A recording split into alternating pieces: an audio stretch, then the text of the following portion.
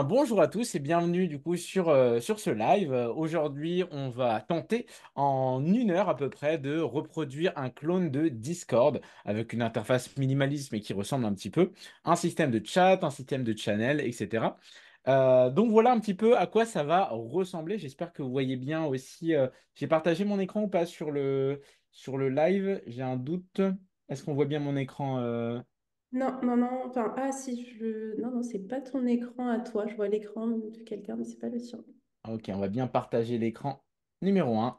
Comme ça, sur Zoom, vous voyez aussi. Normalement, c'est bon, vous voyez aussi sur Zoom. Hop, ok.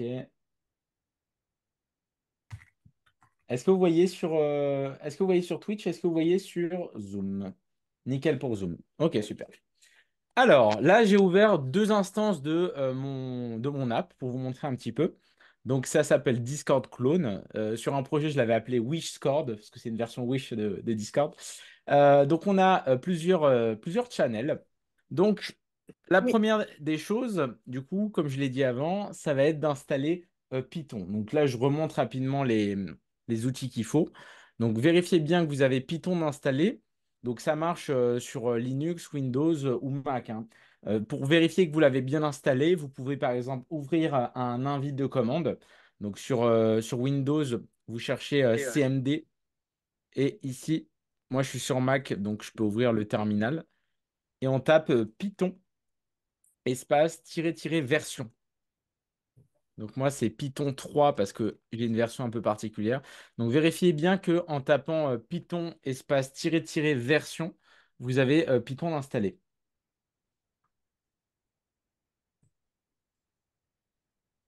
Dites-moi si c'est bon de votre côté.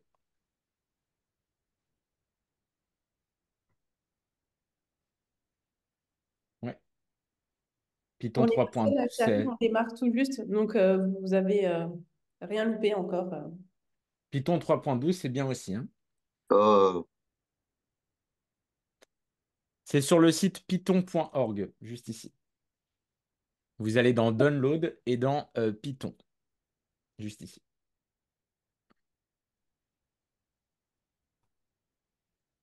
Que vous ayez la version 3.12, 3.11, 3.10 ou un peu antérieure, c'est pas très grave. Et le deuxième logiciel, c'est Visual Studio Code. Ah, je sais pas, c'est pas moi qui ai ces réglages.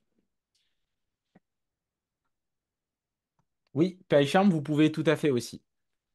Si vous avez PyCharm installé, ça veut dire que vous avez sûrement déjà fait du Python. Par contre, là, les gens, ils peuvent écrire sur l'écran en face, non? Pardon? Les gens, ils peuvent écrire sur mon écran, en fait. Ah bon? Ok. Ouais. Très bien, je sais pas comment c'est possible. C'est où? C'est hop, masquer, désactiver la notation pour les autres. Ok. Je sais pas si on peut encore écrire. Bon. Alors, du coup, on va avoir besoin déjà de ces deux outils. Vous allez pouvoir du coup lancer quand c'est bon votre logiciel favori, donc VS Code ou PyCharm comme vous préférez. Moi, je vais utiliser aujourd'hui Visual Studio Code.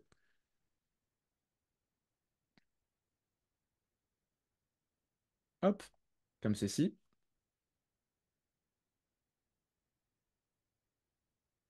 C'est bon. Est-ce qu'on peut les cacher les annotations là qui ont été faites sur Ouais, le bord? j'essaie de les cacher. Il reste trois pauvres traits. C'est pas grave. Pour l'instant, ça gêne pas le bon fonctionnement. Ouais, j'essaie de trouver comment les retirer, mais en attendant, je t'en prie, tu C'est peux. bon, j'ai trouvé. Ok, C'était parfait. ça. C'est bon, on est prêt.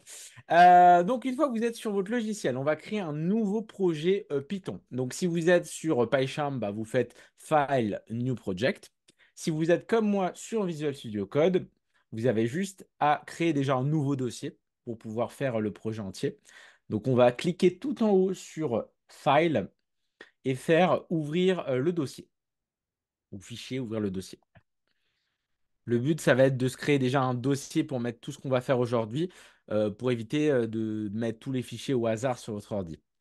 Donc, par exemple, on peut se mettre sur les documents et se créer ici un nouveau dossier. Je vais l'appeler, par exemple, projet Discord. Donc, c'est très important pour les personnes qui sont sur Windows de d'abord créer le dossier. Donc, vous pouvez cliquer n'importe où, nouveau dossier. Et après, vous pourrez le sélectionner. D'accord? Il ne faut pas juste écrire le nom du dossier, sinon ça ne marchera pas.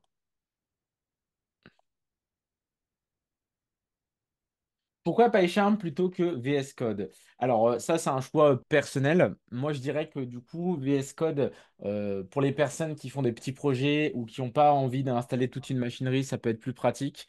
Et après, du coup, PyCharm, ce qui est bien, c'est qu'on peut directement installer plein d'extensions pour gagner du temps.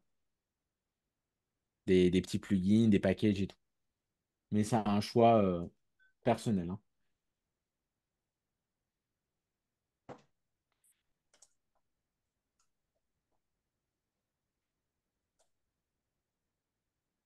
Donc, dans le projet qu'on a créé, je vais attendre que tout le monde installe, bien sûr. On va juste se créer un fichier où on va faire tout le code de cet atelier. Vous allez l'appeler main.py.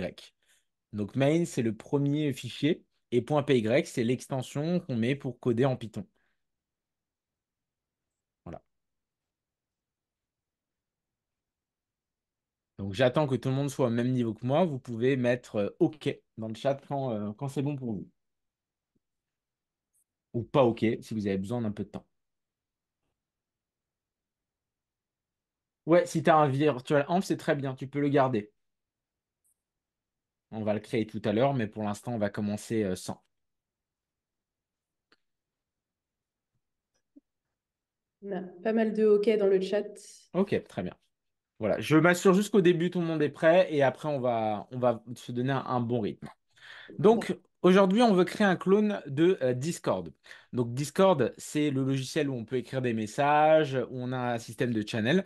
Donc, on va commencer par créer ensemble une petite interface graphique. Pour créer une interface graphique en Python, vous avez plusieurs bibliothèques. Parce que quand on apprend à coder en Python, en général, on fait tout en console. Mais nous, on va utiliser une bibliothèque pour faire une petite interface graphique très simple au début et qu'on va complexifier au fur et à mesure. Un virtual env, on s'en servira plus tard. C'est ce qui permet d'installer des bibliothèques supplémentaires. Mais là, celle qu'on va utiliser, elle est déjà installée par défaut sans avoir besoin de le faire à la main. Donc, vous créez juste un fichier main.py et c'est tout pour l'instant. Le virtual env, vous pouvez le laisser. Ouais, tout à fait. On va utiliser Tkinter. Alors, c'est pas forcément la bibliothèque la plus propre, la plus professionnelle, mais c'est une des plus simples pour découvrir déjà tout ça. Donc au début du code, on va tout d'abord commencer par importer tkinter. Donc je vais mettre des petits commentaires comme ça avec des petits hashtags pour que vous puissiez comprendre ce qu'on écrit. Ça vous permet d'annoter un peu, mettre des petits pense-bêtes du code qu'on va écrire. Donc on va écrire simplement import tkinter. Donc tkinter, ça permet de créer des interfaces graphiques.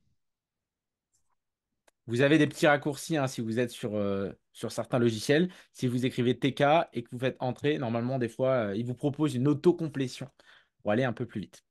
Donc, on importe Tkinter. Deuxième chose, on va pouvoir créer une fenêtre.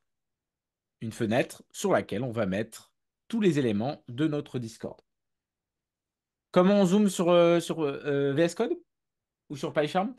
Alors, sur VS Code, tu vas dans Fichier. Alors, moi, c'est dans Réglages, mais toi, c'est Fichier Préférences. Hop, paramètres. Et là, on peut chercher zoom normalement. Voilà, c'est cette petite option. Faire un zoom sur la police de l'éditeur. Pour les gens qui sont sur PyCharm, si vous voulez zoomer, vous allez dans les préférences et dans Général Apparence. Et pareil, vous pouvez cocher cette petite option. Donc, c'est Fichier Général Apparence. À tes souhaits. Certains font CTRL plus aussi, mais du coup, ça zoome vraiment tout. Moi, je veux juste zoomer le code. Pour vous, c'est pas obligatoire, c'est simplement pour une lisibilité. Donc, pour créer la fenêtre avec tkinter, c'est très simple. On va se créer une variable. On peut l'appeler fenêtre, on peut l'appeler window, ou on peut l'appeler en général route. Root, c'est la fenêtre à la racine du projet. Donc, c'est la première qu'on va lancer. Par contre, les personnes qui ont le son pas coupé, coupez-le, s'il vous plaît, parce qu'on entend des éternuements. C'est pas très pratique. Tu vas trop vite pour les vrais débutants. Je suis pas sûr. Je suis pas sûr, Cindy. Dis-moi à quelle étape tu es. Ça, c'est des paramétrages dont vous n'avez pas besoin, hein. Importer tkinter, tu rajoutes juste import tkinter au début du fichier. C'est tout.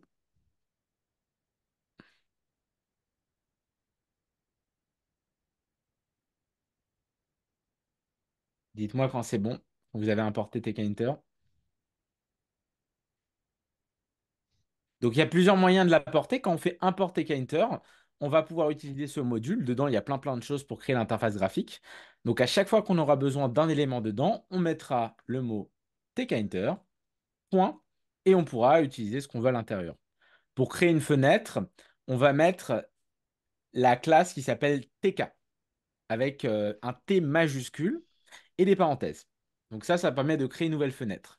Vous écrivez route, ça va permettre de la nommer, égale tkinter, donc le nom du module, point .tk. TK permet de créer une nouvelle fenêtre. Je vais expliquer pourquoi, Baleine. Oui, il y aura une rediffusion.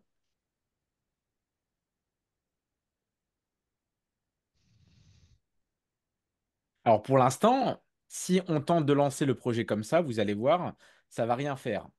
Pourquoi? Puisqu'on a créé la fenêtre, mais il faut la maintenir allumée.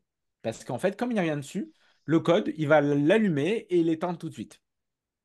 Donc, ce que vous allez faire pour la maintenir allumée, ça va écrire le nom de la fenêtre, donc root, et on va utiliser la fonction main loop, tout en minuscule, tout collé, avec des parenthèses.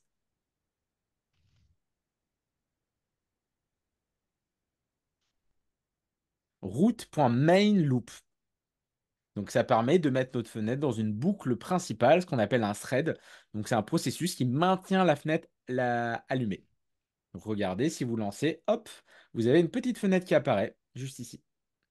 Donc moi je suis sur Mac, donc ça met les boutons là, mais vous, ils seront sûrement de l'autre côté. Si vous avez la même chose que moi, écrivez fenêtre dans le chat.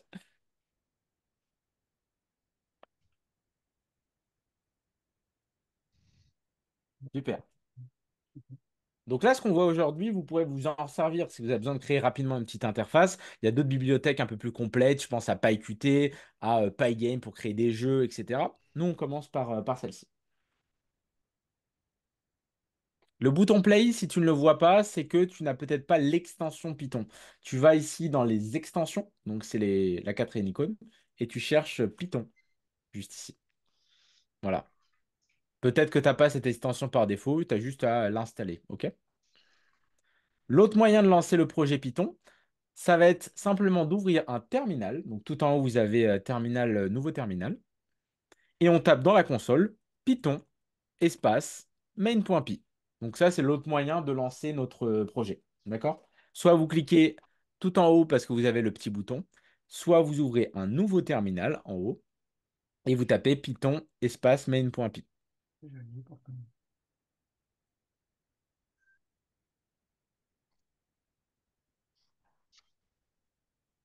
S'il te manque le Python interpréteur, c'est que tu n'as pas installé Python précis là. Alors, cette fenêtre qu'on a créée, on peut la personnaliser un petit peu. Parce que par défaut, vous voyez que le titre n'est pas le bon et on n'a pas les bonnes dimensions. Donc, vous allez pouvoir changer ça en faisant avant le main loop une petite personnalisation. Donc, on va mettre root pour désigner notre fenêtre. Point title. Donc, title, c'est une fonction qui va permettre de mettre un titre au niveau de la fenêtre. Donc, c'est du texte. Je vais mettre mini Discord, par exemple, ou Discord clone, comme vous préférez. Et comme ça, quand je vais lancer, je vais avoir une petite fenêtre. Alors, je vais vous dire un truc à partir de maintenant, comme ça, vous le savez. Avec TKinter, quand vous lancez une fenêtre et que vous relancez à nouveau votre programme, ça ne marchera pas. Il faut d'abord fermer l'ancienne fenêtre pour pouvoir lancer une nouvelle. Ok, c'est très important ce que je dis là parce qu'il y a beaucoup de personnes à qui ça va arriver durant cet atelier. Vous allez essayer de lancer le truc et vous allez dire, ah, mais ça l'a pas, ça a rien lancé. En fait, il faut d'abord fermer la fenêtre active que vous venez de lancer pour pouvoir relancer le programme. OK? Oui, vous pouvez utiliser Tony si vous préférez. Donc là, j'ai le titre que j'ai inscrit. Pour ce qui est de la dimension de la fenêtre, on a une fonction géométrie qui permet de mettre les dimensions. Par exemple, vous pouvez mettre 1080 par 720. Donc 1080 x 720, ça nous fera une fenêtre beaucoup plus grande. OK? Donc on n'oublie pas, on ferme la fenêtre. Et regardez, j'ai déjà une fenêtre beaucoup plus grande. Donc vous inquiétez pas, je vais vous mettre le code d'à côté et prenez le temps pour pouvoir l'écrire et avoir le même résultat que moi. OK, pour la fenêtre, il fallait redémarrer VS Code et après, le plugin était installé. Nickel. Oui, à la fin, Baleine, tu pourras discuter en ligne comme Discord. Tu pourras même ouvrir deux instances de Discord et discuter avec toi-même, changer le pseudo et tout. OK, c'est bon pour tout le monde? Peut-on mettre des commentaires à chaque ligne? Oui, si ça t'aide, par exemple, si tu veux te rappeler à quoi ça correspond, géométrie, tu peux mettre un commentaire soit au-dessus, soit sur le côté comme ça, et là, changer taille fenêtre, par exemple. Ça, c'est possible. Ah oui, ça fait quand on lance la fenêtre la première fois, quand on fait sa première interface graphique, il y a toujours ce petit effet sympathique. Bah, toujours pas. Il y a des erreurs sur cette partie? J'ai entendu un toujours pas. Est-ce que la personne qui a un souci?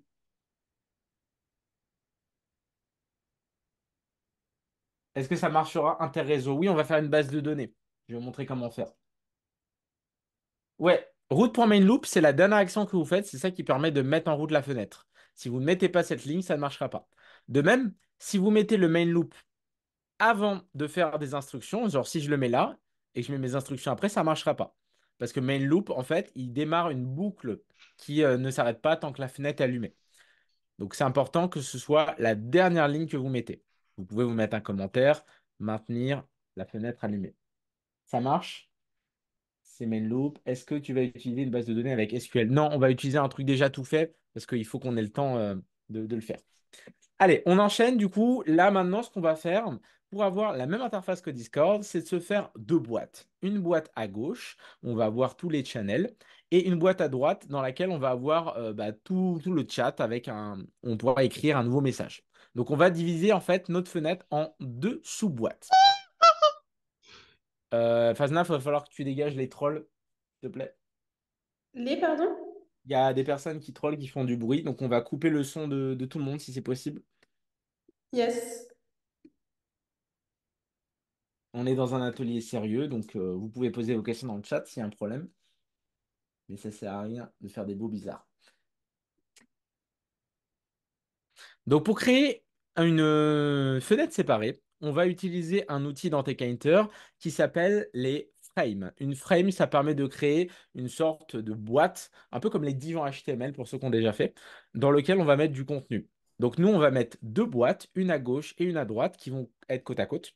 Et pour ça, on va se mettre juste après la création de notre fenêtre et avant le main loop pour créer nos deux boîtes. Donc il va y avoir une boîte à gauche et une boîte à droite.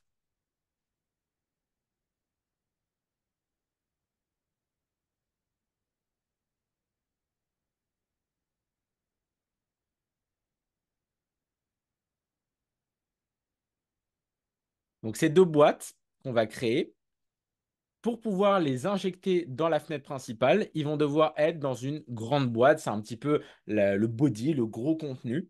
Donc on peut créer une méga boîte pour tout ranger. OK?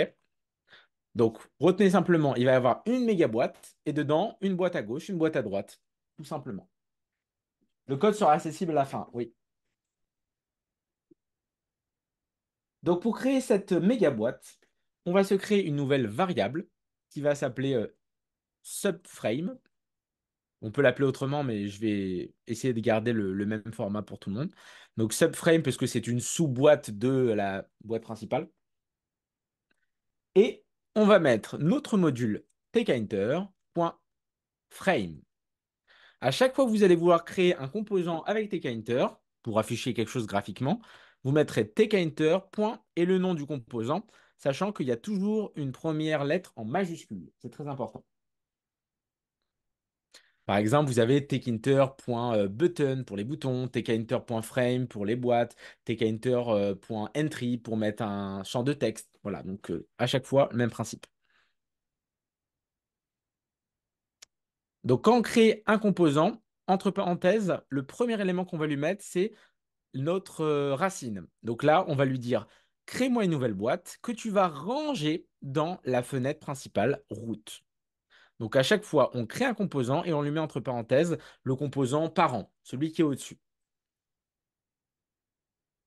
Donc pour l'instant, cette boîte, elle va simplement faire ceci.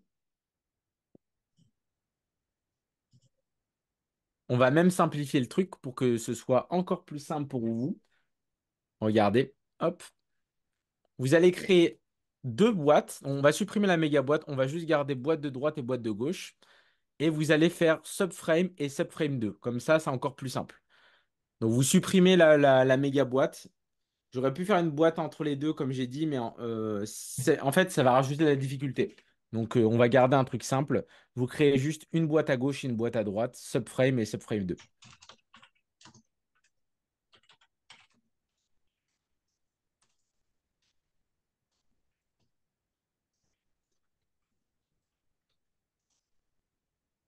Donc là, pour l'instant, ça va rien changer, hein. Si je lance le programme, ça va rien changer parce qu'on a créé les boîtes, mais on ne les a pas encore injectées dedans.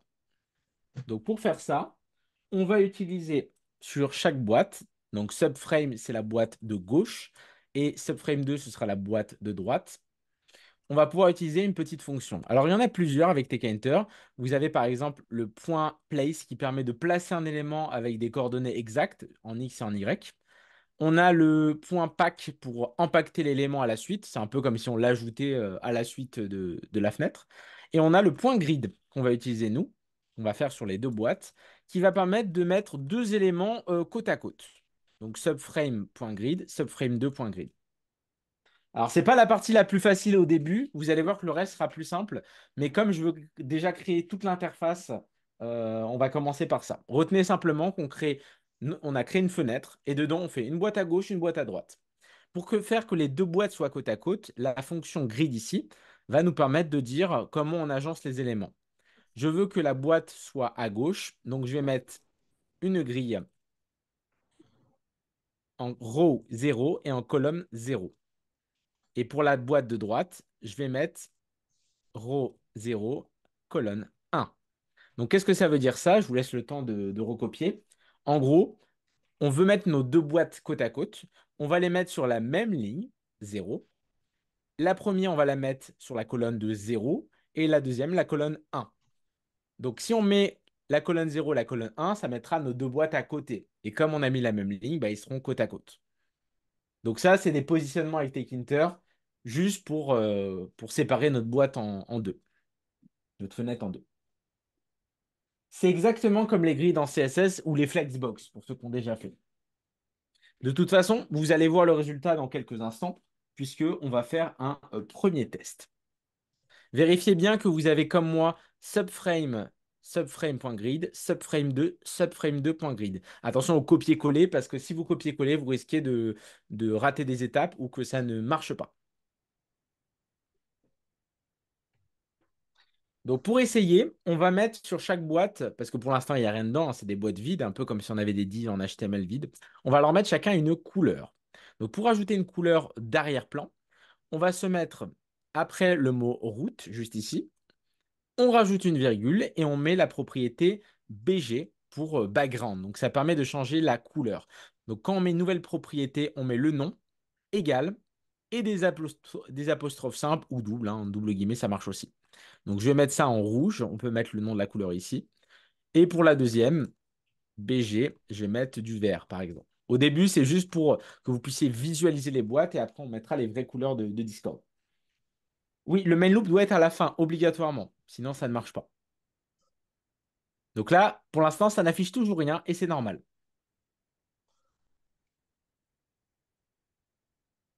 Oui, vous pouvez mettre du RGB. Par exemple, si vous avez une couleur avec un hashtag, vous pouvez le mettre en hexa ou en RGB. Moi, je vous conseille plutôt l'hexa. C'est le plus simple. C'est ce qu'on va utiliser tout à l'heure pour les couleurs de Discord. Je vous les donnerai. Est-ce que tout le monde est au même niveau que moi? Mettez OK dans le chat si c'est bon pour vous. C'est la partie la plus chiante, c'est l'interface. Vous allez voir que toute la partie base de données, tout ça, ça va être très amusant. Mais il faut qu'on construise déjà cette fenêtre avec deux parties. Pour l'instant, aucune différence parce qu'en fait, comme les boîtes sont toutes petites, eh ben, on ne voit pas ce qui se passe. Donc, ce qu'on va faire, c'est au moment où on crée la grid, on va rajouter quelque chose. On va rajouter un troisième paramètre. On avait mis la ligne, la colonne. Et ben, on va rajouter un paramètre qui s'appelle sticky, qui permettra de dire comment la fenêtre va s'accrocher à la fenêtre globale. En gros, il faut vous dire que là, nos petites fenêtres de gauche et de droite, elles sont vides. Et donc, forcément, bah, comme elles sont vides, elles ne vont pas prendre assez de taille pour qu'on puisse voir l'arrière-plan. Donc, on rajoute la propriété sticky. Et entre apostrophes, vous allez écrire N pour le nord, S pour le sud, E pour l'est et W pour l'ouest. Bon, en gros, N, S, E, W, c'est pour les quatre directions. Quand on va mettre la propriété sticky, ça va nous permettre que notre grille, nos deux boîtes s'accrochent à la fenêtre. Alors, faut pas le mettre, je me suis trompé, faut le mettre sur le grid, hein, pas sur le. Hop.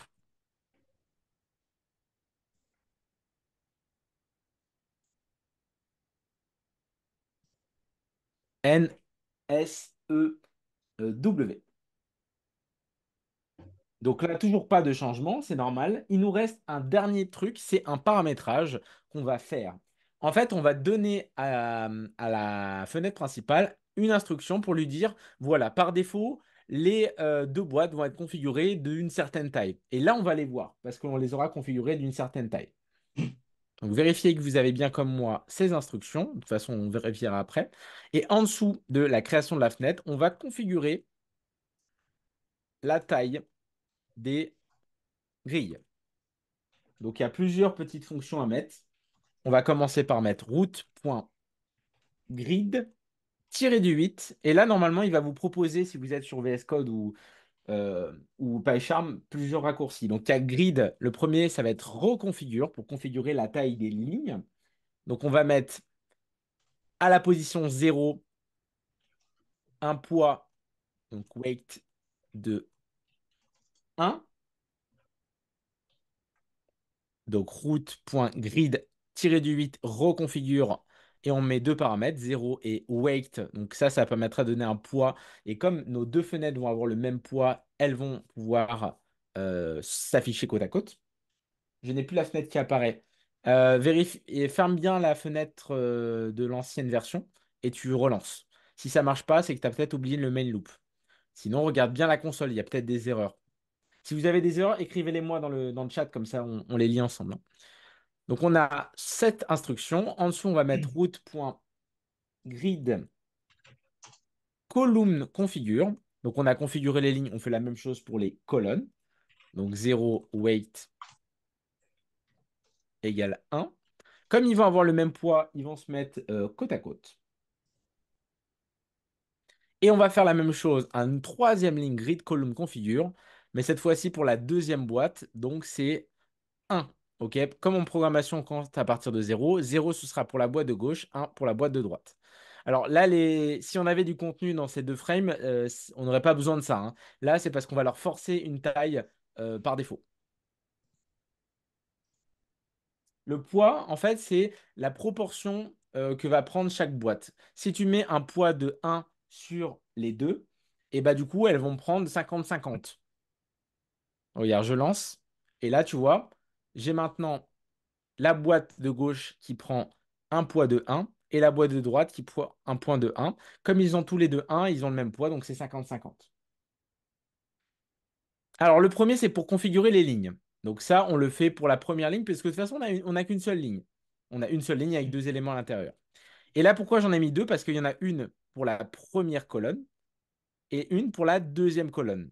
Donc ça, c'est la boîte 0 et ça, c'est la boîte 1. Alors peut-être que tu as mal écrit frame. tkinter.frame, vérifie ça. Est-ce que tout le monde a compris ce principe de poids? En gros, si on met un partout, c'est 50-50. Si je mets un et 3, par exemple, bah du coup, ma boîte de droite sera 3 fois plus importante en termes de poids que la boîte gauche. Regardez, je mets 3 pour la deuxième boîte, et là, vous voyez ce que ça donne comme résultat. Essayez de mettre 3, vous allez voir ce que ça donne.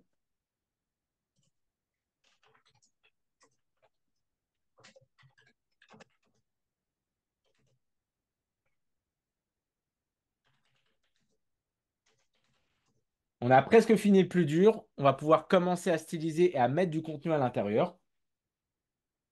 J'ai plus la fenêtre. Qu'est-ce qui se passe? Est-ce que tu as bien fermé, est-ce que tu as fermé l'ancienne version?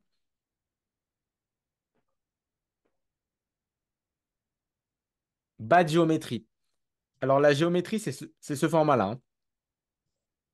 1080 X en minuscule 720.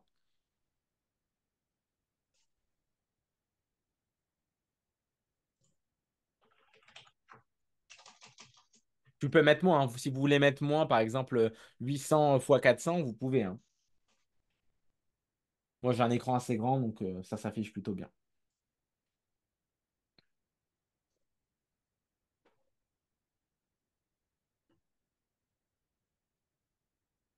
Quand vous avez le même résultat que moi, mettez OK dans le chat.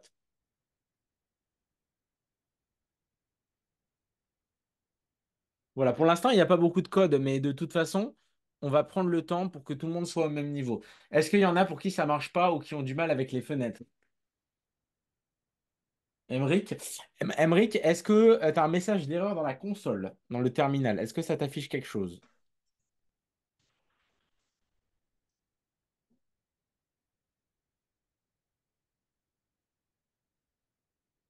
Pensez à bien fermer la fenêtre et quand vous la relancez, là, vous aurez les changements.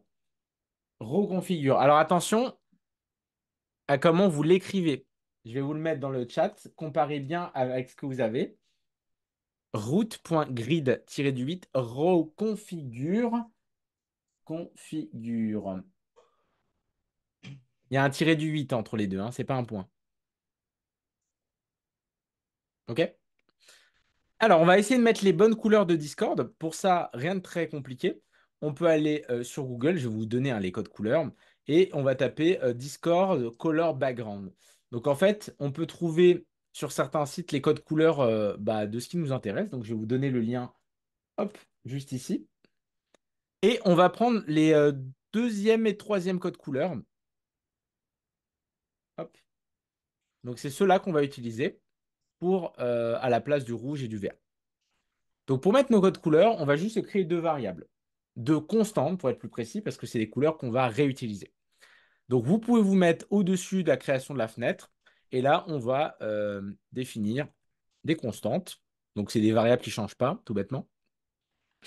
La première, je vais l'appeler main color, tout en majuscule.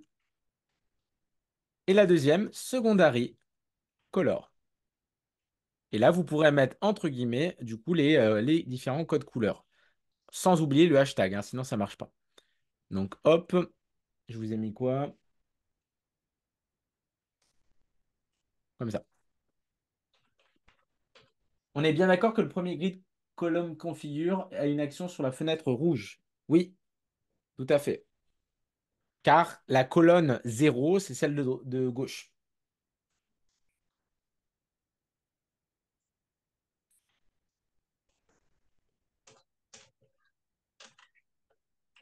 Donc vous pouvez définir vos deux constantes, une pour la couleur principale et une pour la secondary color. Ce sera juste des teintes de gris foncé différents.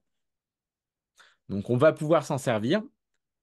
Main color, à la place du background red, regardez ici, vous pourrez mettre votre constante main color.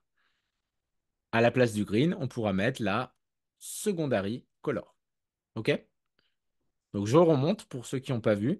D'abord, on définit nos constantes, le nom égal et entre guillemets le code exa. Et après, à la place du background red, vous mettez directement le nom de la constante.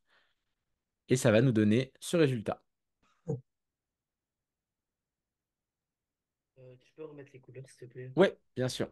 Je vous les mets aussi dans le chat pour ceux qui veulent directement copier. C'est pas forcément les trucs les plus amusants à copier.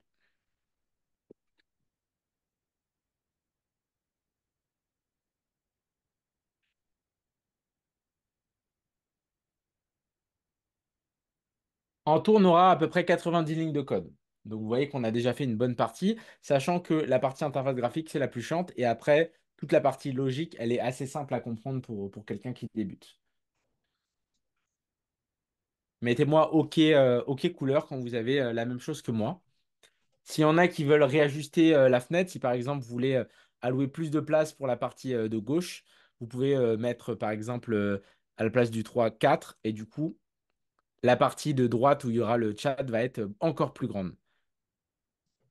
Donc ça c'est juste des proportions. Là on a mis une proportion et la 4, donc forcément on a beaucoup d'espace sur la partie de droite. J'ai une erreur, écris ton erreur Axo. Je peux pas avoir en même temps le chat parce que enfin, vos partages d'écran, sinon ça cache le mien en fait. USB string contenu NSEW. Alors, column configure 1 weight 2.75. Tu peux pas mettre 2,75. Tu peux mettre 2.75, mais je suis même pas sûr parce que c'est un nombre en fait. Un nombre à virgule. Si tu veux mettre 2.75, il faut mettre un point, pas une virgule. Ici. Je vois plus la fenêtre quand j'appuie sur play. Tu vois plus la fenêtre quand tu appuies sur play. Ferme la fenêtre d'avant et tu relances. Sinon, tu peux aller dans ton gestionnaire des tâches et l'éteindre entièrement. Moi, je vous déconseille de mettre des apostrophes sur le nom des variables et des constantes parce que ça peut créer des soucis si après vous les appelez différemment. C'est à quelle ligne, Kevin? Est-ce que tu peux copier la petite portion de code où tu as mis les couleurs?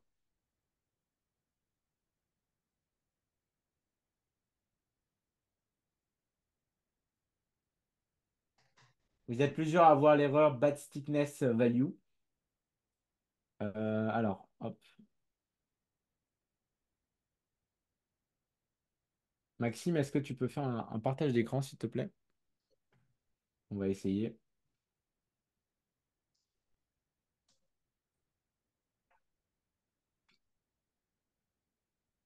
Je désactive mon partage juste pour que Maxime puisse le mettre.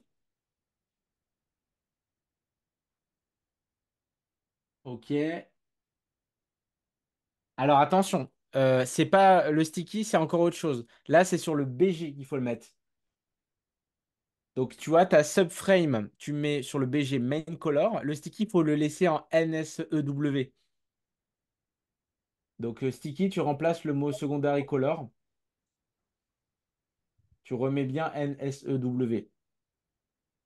Sticky, c'est pour qu'il puisse s'accrocher à la fenêtre. Et BG, c'est le background. Donc c'est la couleur d'arrière-plan. Ok, nickel. Allez, je vous remets mon partage et on enchaîne. Je te laisse désactiver le tien. Nickel. Ok, alors maintenant, on va rajouter dans chaque boîte du contenu. Vous allez voir qu'on a fait le plus gros du travail. On va mettre sur la partie de gauche une liste avec les channels. Donc pour ça, ça va être dans la fenêtre de gauche. Donc là, créer une boîte de gauche, on va se mettre entre la création de la fenêtre et le point grid qui permet l'ajout. Donc vous vous mettez entre les deux. Normalement, c'est à la ligne 20, entre le subframe et le subframe.grid. On peut rajouter des espaces si on veut, hein. On a enregistré la parole. Et ce qu'on va faire dans un premier temps, ça va être de mettre la liste des channels. Donc, on va l'appeler par exemple channels tiré du bas list, par exemple. Donc, channels tiré du 8 list. Et ce sera un takinter.listbox. Donc, ça permet de créer comme un UL ou un OL en HTML. C'est pour créer une liste dans laquelle on va mettre des choses, une liste visuelle. Donc, listbox avec un L majuscule.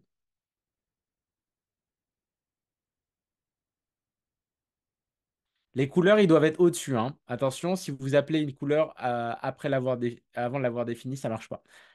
Donc là, j'étais ici. Donc entre le subframe et le subframe.grid, on rajoute channel list, tkinter.listbox et on n'oublie pas, entre parenthèses, de mettre l'endroit où on veut ranger cette listbox. Donc nous, on ne va pas la ranger dans root, puisque root, c'est la fenêtre principale. On va la ranger dans subframe.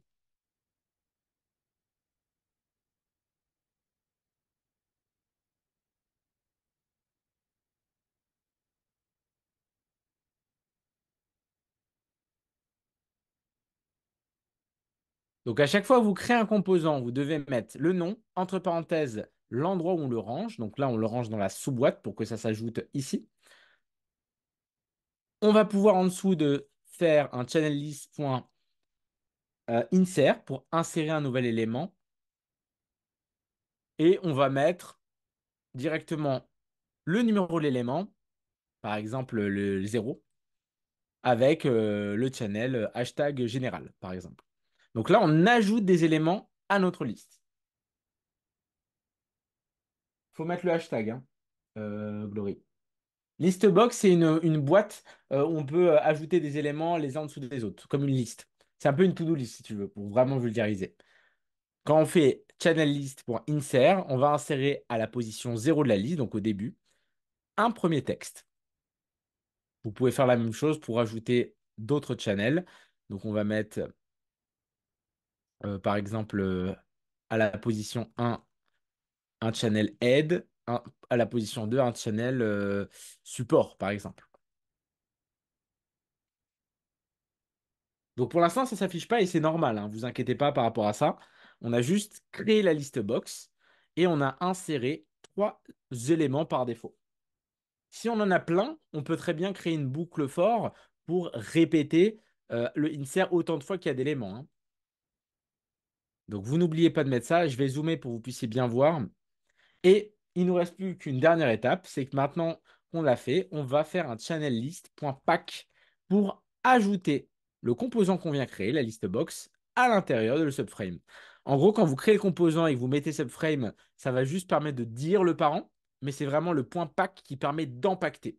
C'est quoi la différence entre le point pack et le point grid? Le point grid, il permet de mettre des éléments côte à côte, les uns en dessous des autres, les uns à côté des autres. Le point pack, il s'en fout, il met les trucs les uns en dessous des autres à la suite. C'est comme si vous ajoutez à une liste de courses les uns en dessous des autres. Voilà, ça me donne ce résultat. Le point pack doit être à la fin de sa subframe, exactement.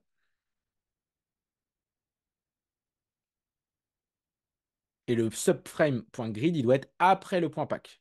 Si vous mettez ça avant, là, ça ne marchera pas. Il faut d'abord créer les composants, les empacter, et après, vous pourrez l'injecter. Donc, respectez bien l'ordre ici.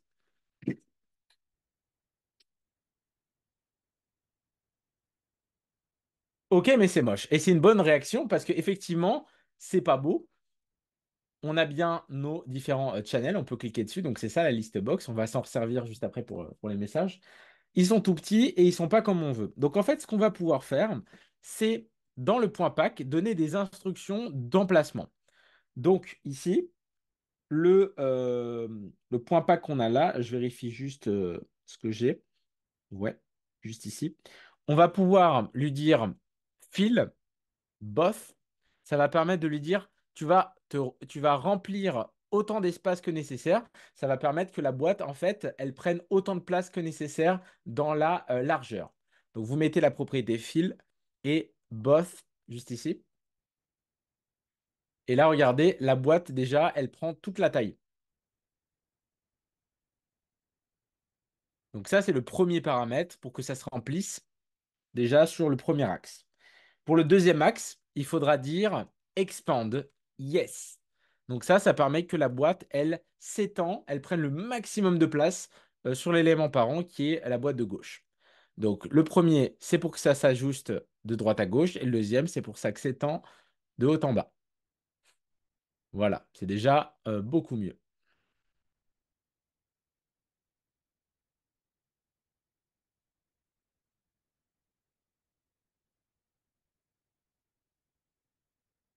Ouais, c'est bizarre, mais c'est Tkinter qui est très bizarre, Kevin.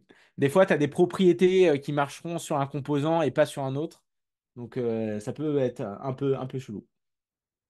Ça fonctionne avec True. Quand tu appuies sur CTRL et que tu appuies sur Expand, ils te mettent un peu tout ce que tu peux utiliser. Mais voilà, moi, j'utilise le Yes par défaut.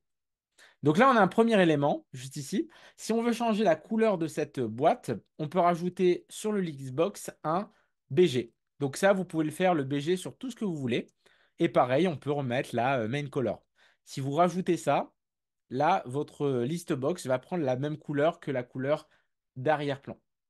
Donc regardez, ça nous donne ce résultat. Vous rajoutez sur la list box, attention, hein, pas sur les inserts.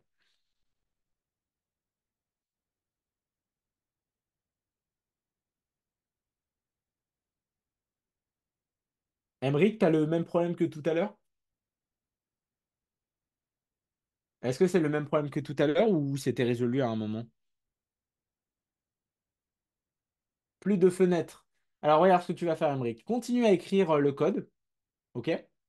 Et je vais directement résoudre tout à la fin. À moins que tu veux me faire un partage d'écran maintenant. C'est comme tu préfères.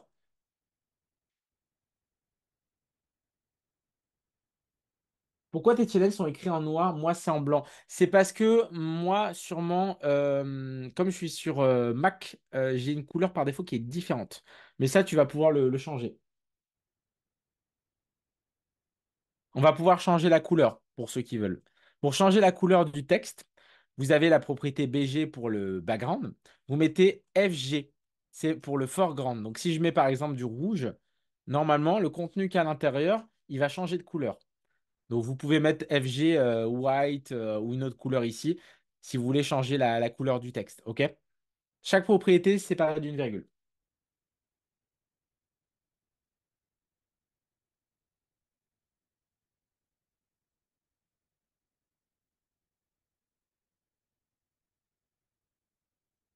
C'est good? Ouais, Emily, tu avais un hashtag en trop. Tu as des contours blancs autour. Ça peut être normal, c'est quand tu appuies dessus. Mais on va résoudre ça après. On va déjà essayer de mettre en place le maximum de choses parce que le temps passe très très vite. OK?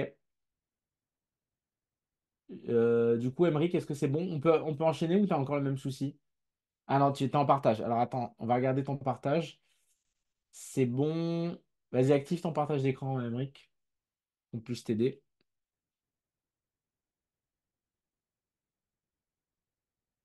Emeric a démarré le partage d'écran. OK. Quand tu appuies tout en haut à droite, qu'est-ce que ça fait?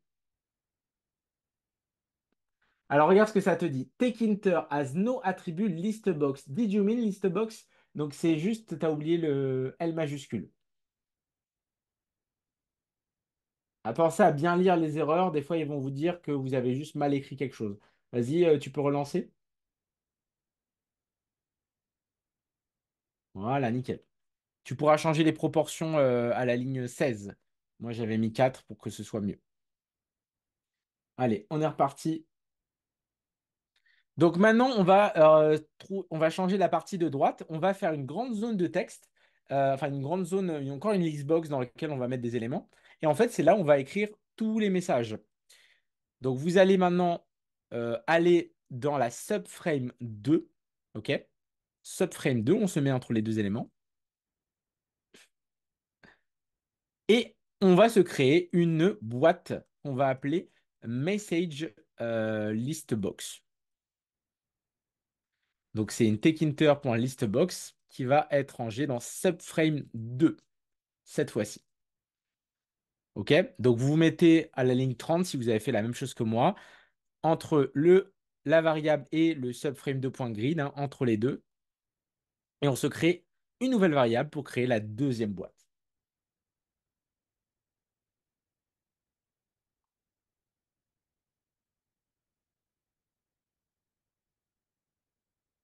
Ouais, attention sur les couleurs, Émilie, hein, il n'y a pas de hashtag à la fin, c'est juste au début.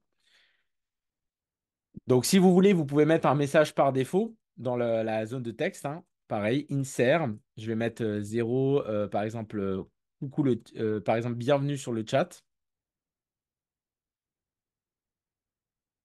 Et pareil, on va faire messagelistbox.pack avec le même code. En fait, vous pouvez carrément copier le même code si vous voulez gagner du temps. C'est juste qu'à la place d'avoir trois messages, on n'en aura qu'un seul. Juste bienvenue sur le chat. Donc, je répète ce que j'ai fait. On a créé une variable pour la liste box dans lequel on va mettre tout le contenu du chat. On insère un premier texte d'exemple et en dessous, on va faire le point pack qui permettra d'empacter cette liste box pour aller dans la boîte de droite. Et voilà, ça nous donne ce résultat ici. On peut formater le texte. Oui, mais on va le faire après, Kevin. On va essayer déjà que tout marche et s'il nous reste un peu de temps, on le fera. Comme il est déjà 19h34.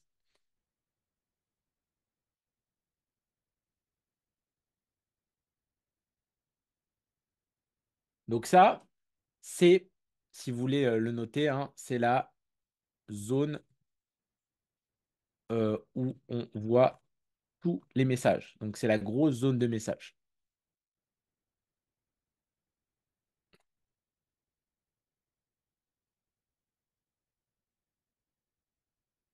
Mais est-ce que ça s'affiche Axo? Parce que c'est pas grave si c'est blanc, hein. Tu privilégies les simples guillemets ou les doubles guillemets? Quand tu as un seul mot, simple guillemets. Quand tu as plusieurs mots, double guillemets. Mais c'est un choix personnel. Alors, vérifie l'ordre que tu as. Tiens, je t'envoie tout le code. Ah, il est trop long le code. Vérifie bien l'ordre que tu as. Parce que des fois, c'est juste une question d'ordre. Là, ce que j'ai fait, du coup, j'ai rajouté ça et vous devrez avoir, si vous redémarrez votre petit logiciel, un bienvenue sur le chat qui est le premier message. On peut faire semblant que c'est quelqu'un qui a parlé en mettant un pseudo devant, Graven 2 points par exemple. Voilà.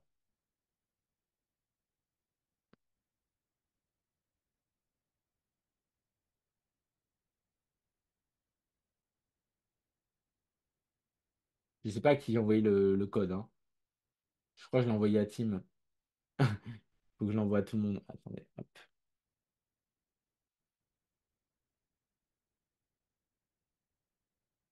hop. Je vous le remets pour tout le monde. Comparez bien avec ce que vous avez. Hmm. Donc là, normalement, vous devrez avoir à gauche les channels et à droite, vous devrez avoir un premier message.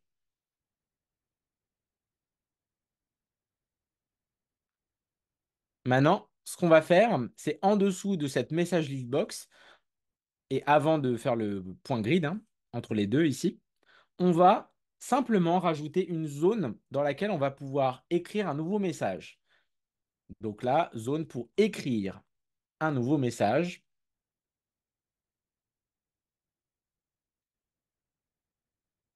Axo continue d'écrire, on va regarder ça dès qu'on avance bien, ok?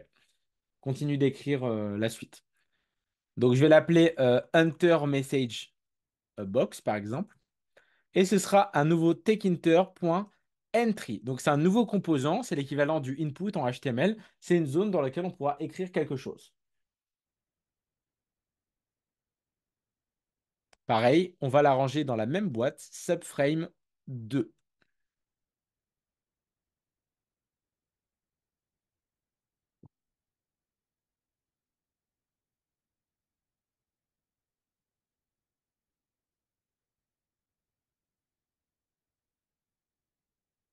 Quand vous avez créé cette variable, vous allez pouvoir, pareil, l'empacter. EnterMessageBox.pack pour l'ajouter à la suite. Comme l'autre élément au-dessus prend toute la taille, quand vous allez faire le point pack, il va faire en sorte de prendre un peu moins d'espace pour laisser la place à la zone de texte. Voilà, vous avez quelque chose comme ça.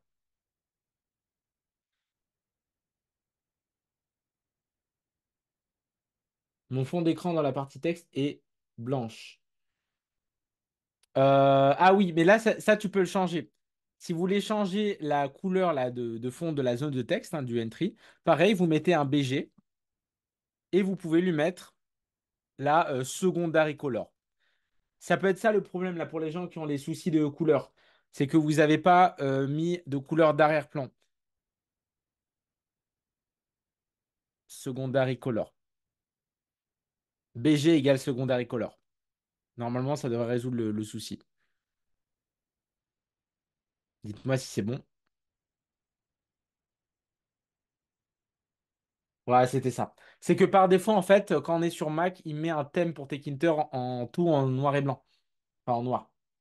Ça résout pas. T'as bien mis BG sur les deux. Sur chaque composant, vous mettez le background de la boîte courant, comme ça vous êtes sûr que ça marche. Alors, si vous voulez que la zone de texte prenne toute la taille, bah, vous mettez sur le point pack un fill boss pour que ça prenne toute la largeur. OK? Et pareil, vous pouvez relancer à nouveau. Vous voyez, ça prend toute la place juste ici. Et là, on peut écrire des choses dedans à ce niveau-là. Allez, on a presque fini la partie design. Il nous reste juste un bouton à placer et on va pouvoir attaquer la partie logique, qui en soi est assez simple.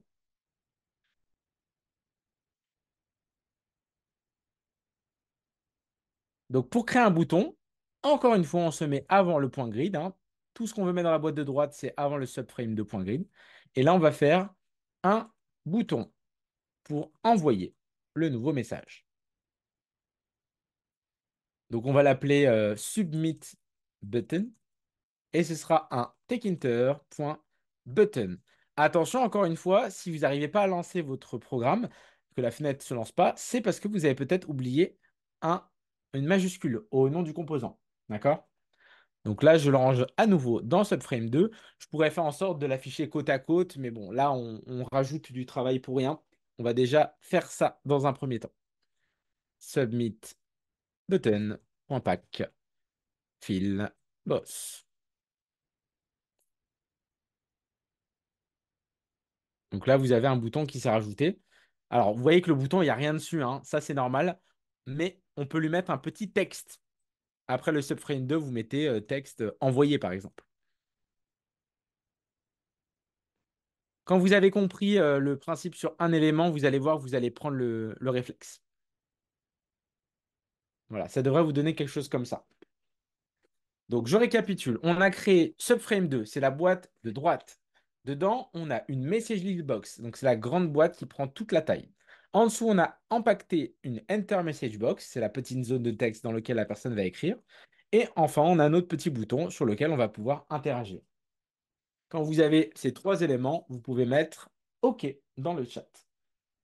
Ouais, on peut mettre aussi un return bind return pour faire la touche entrée, mais on verra ça plus tard. Ok, ça va, j'ai pas trop perdu de monde. C'est un peu difficile comme format, je vous avoue, j'ai pas l'habitude. Donc j'espère que vous avez arrivé à suivre quand même.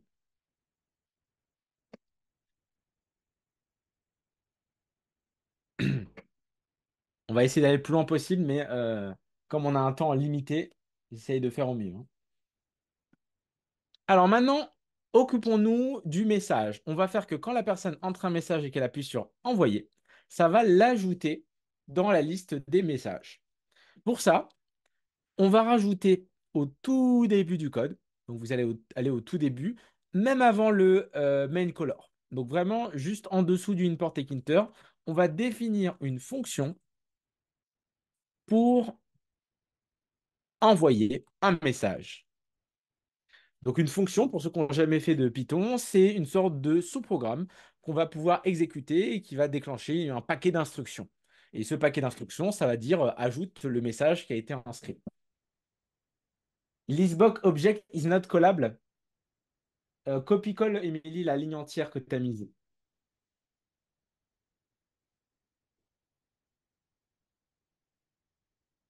Copie-colle là.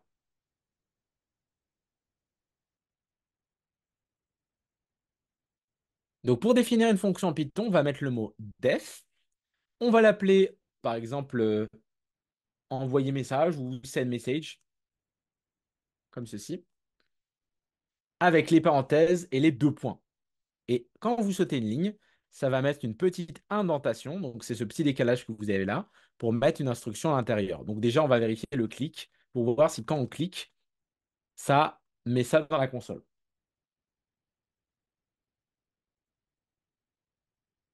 Oui, parce que tu as oublié le point pack. C'est messagebox.pack.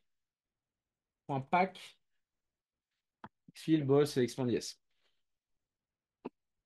Message box c'est ton composant et point pack, c'est la méthode pour l'empacter, l'ajouter à la fenêtre.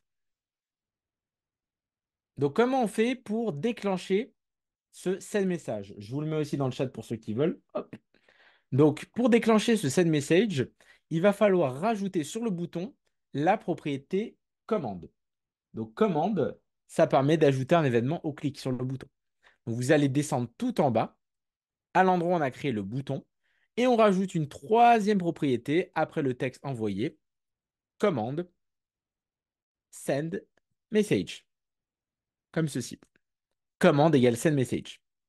Vous allez pouvoir faire le test. Pour l'instant, quand on va appuyer sur envoyer, ça devrait nous spammer dans la console le mot clic. Vous devez pour ça avoir tout en haut le def, send message, que je vous ai mis dans le chat. Et tout en bas, sur le submit button, vous rajoutez command send message. C'est comme un on-click, non? Si, c'est exactement ça, Kevin.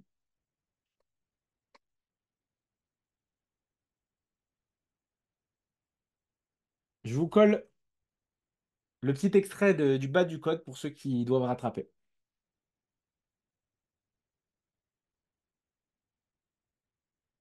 OK? Donc pour l'instant, quand on appuie, ça va juste clic dans la console, mais c'est pour nous assurer que ça marche bien. Nous, on veut récupérer le contenu de la zone ici.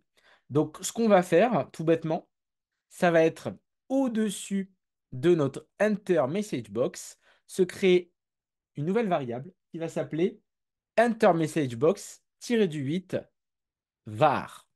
En fait, elle va contenir ce qu'on appelle une string var, donc takeinter.string var pour être plus précis. En fait, c'est comme une variable pour stocker juste un texte. Ça permettra, quand on va modifier cette variable, on va faire enter message box var.set à n'importe quel endroit du code. Quand on va faire le point .set, on pourra modifier ce qu'il y a ici, mais aussi récupérer ce que la personne a entré. Donc en gros, on va se créer une sorte de mini base dans laquelle on va stocker ce que la personne aura écrit. Donc enter message box var, attention à bien le nommer, et on va pouvoir du coup le rattacher à notre boîte en rajoutant un texte variable enter message box var. Je vais zoomer pour que vous puissiez bien voir, ok? Donc j'ai rajouté au-dessus de enter message box cette ligne, enter message box var. C'est un takeinter.string var, une petite boîte dans laquelle on va ranger pour la logique de l'application du contenu de string, donc du texte. Et là, on rajoute un texte variable avec cet élément. À partir de maintenant, quand vous allez faire un point .set, ça va automatiquement venir modifier le contenu sur l'interface de tous les éléments qui utilisent cette texte variable. Donc en fait, vous allez pouvoir directement remplacer le contenu. S'il y en a qui veulent, vous pouvez mettre par exemple par défaut entrer un message à envoyer, par exemple. OK? Donc on va faire juste le test pour vous montrer. Donc ça nous donne ceci. Donc ça nous sert aussi bien pour ajouter du texte que lorsqu'on va vouloir le récupérer au moment de l'envoi. C'est pour ça que je le crée.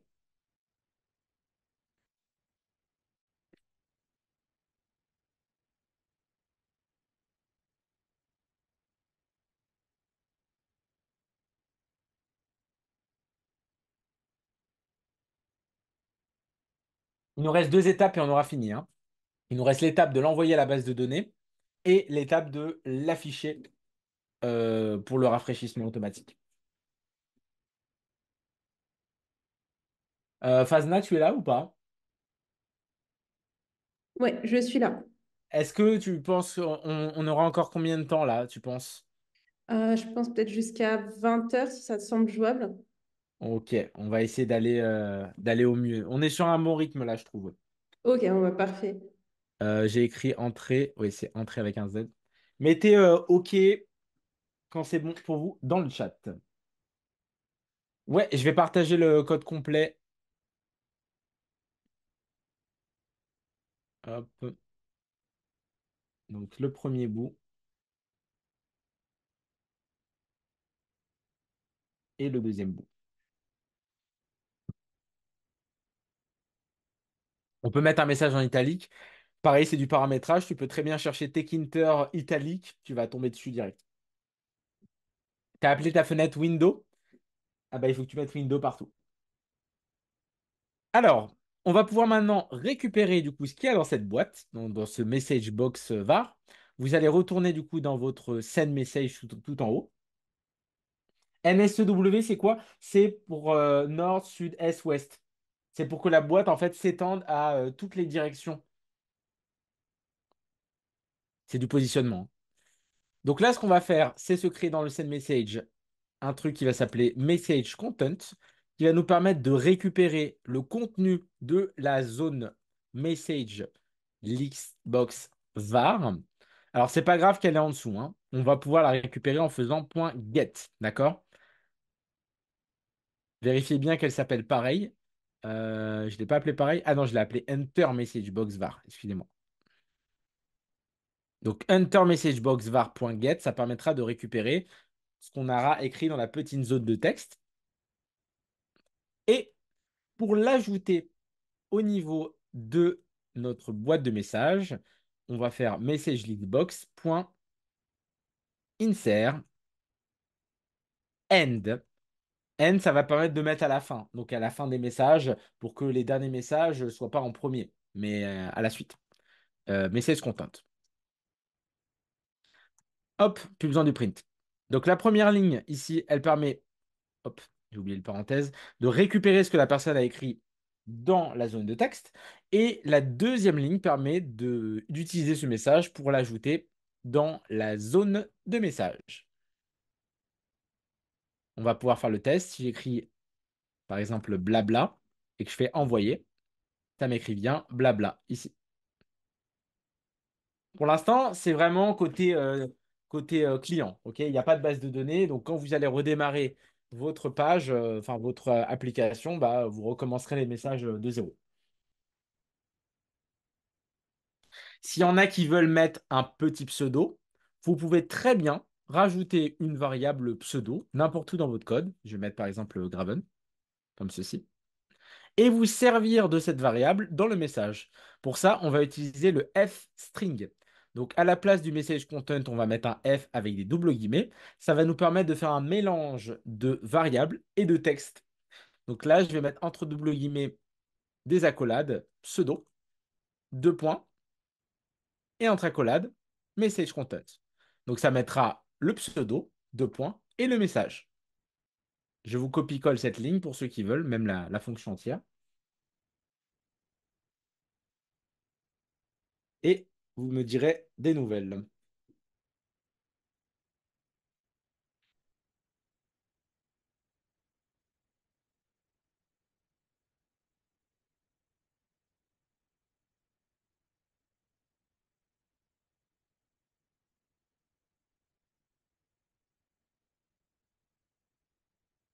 OK. C'est good. Il est souligné en jaune, alors peut-être que tu ne l'as pas appelé pareil. Vérifie bien que tu l'as appelé exactement pareil. Quand il y a une erreur en jaune, c'est soit que vous n'avez pas utilisé un élément, soit qu'il n'a pas été correctement nommé. Comment on fait pour supprimer entrer le message? Eh bien, c'est très simple. Bonne question. On va se mettre après l'insertion et on va faire enter message box var.set avec 12 double guillemets qui sont vides, comme ça. Ça va permettre de dégager ce qu'il y a à l'intérieur. Si je l'ai défini en dessous, regarde, ici, le pseudo. Après, pour ceux qui ont la flemme, vous pouvez le mettre en dur ici, hein, si vous préférez. Hop. Le but de ce créer une variable pour le pseudo, c'est que si un jour vous avancez sur ce projet et vous faites un système de connexion, d'inscription, de compte, ça vous permettra de pouvoir utiliser une petite variable de stockage. OK. Donc, dites-moi si c'est bon de votre côté. Et on va pouvoir passer à la dernière étape, c'est la base de données.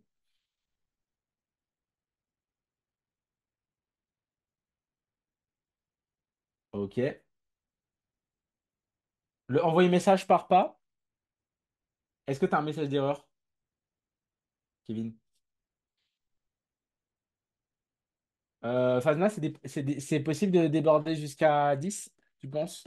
Pour que j'ai le temps de Euh, finir proprement? ouais, pas de souci. On va finir à 10. Bon. Pour les gens qui doivent quitter avant, bah, vous pourrez regarder la fin de la rediffusion. OK? Oui, de toute façon, tout sera envoyé en replay, donc si jamais, c'est pas un souci. Tu Donc si jamais, tout sera envoyé en replay, donc si jamais, c'est pas un souci. tu dois l'effacer manuellement. Alors, on va regarder ça. Moi, je fais envoyer, ça me vide bien la zone.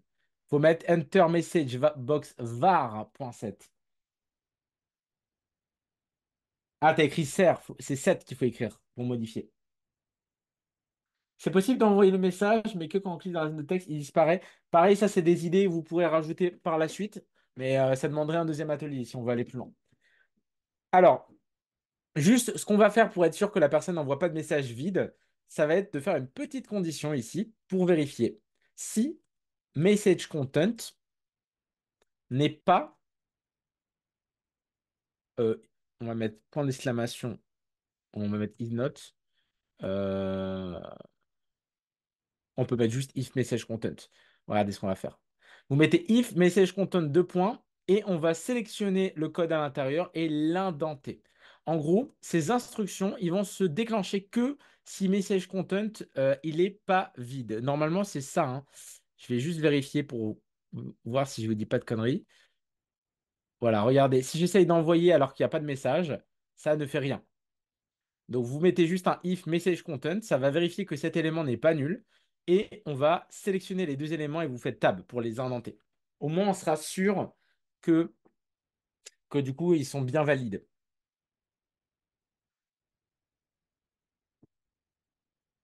Tu l'as rajouté où ton text variable? Non, text variable, c'est pas sur la liste box, Mister. C'est sur le Hunter, c'est sur le Hunter Message Box ici. C'est Hunter Message Box. C'est cette partie-là. Attention. Alors, on va faire ensemble la création rapide d'une base de données. On ne va pas utiliser SQL et tout. On va utiliser un outil déjà tout fait pour nous. Ça s'appelle Firebase. C'est une plateforme sur laquelle vous allez avoir plein de services où vous allez pouvoir brancher à votre appli. Donc, nous, on va utiliser un service qui s'appelle Qt Firestore qui va nous permettre en 2 minutes de créer une base de données et de la connecter. D'accord? Donc, allons-y. Alors, Get, il y a des parenthèses, Baleine, pour lui. T'as dû oublier les parenthèses ici. Donc, vous allez aller sur le site firebase.com. Il faudra vous connecter avec votre compte Google. Ça prend 2 minutes à faire, OK? Donc, rendez-vous sur le site firebase.com. Allez-y.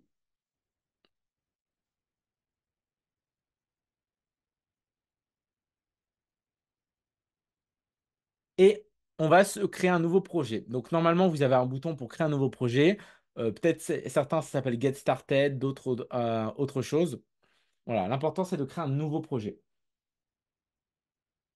Oui, on peut utiliser avec Python du SQL, Mathéo.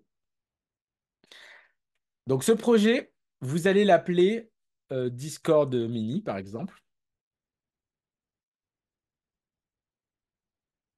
Oui, Kevin, on peut.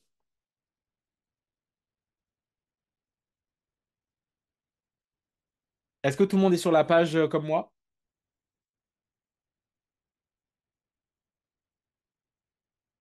OK. On fait continuer et on désactive Google Analytics parce qu'on n'en aura pas besoin. Donc, vous le désactivez, vous pouvez faire créer un projet. Donc ça, vous pouvez vous en servir, pas forcément que en Python, mais par exemple si vous avez un site web, une appli mobile ou plein d'autres choses.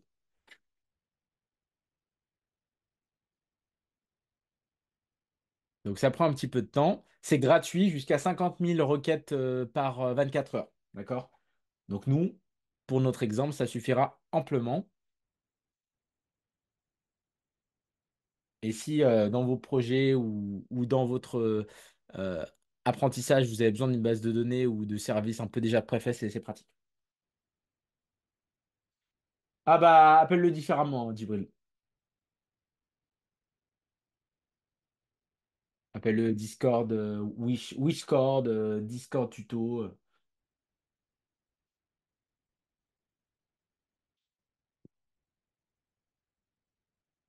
Alors, hop, je recolle le code pour les gens qui ont raté.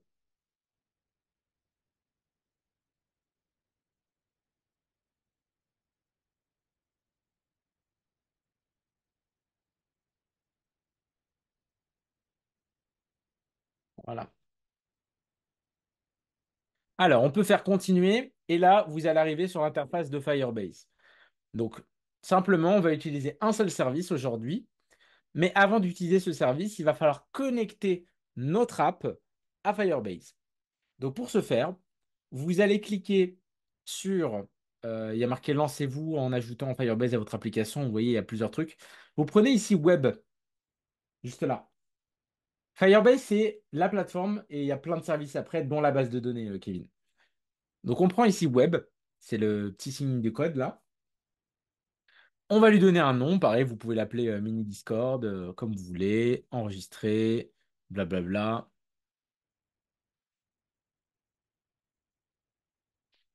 Voilà, donc tout ça, vous pouvez passer, accéder à la console.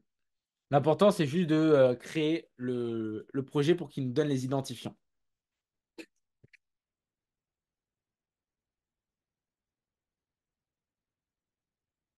Voilà, normalement, il y aura marqué une application qui a été enregistrée. Dites-moi si c'est bon de votre côté.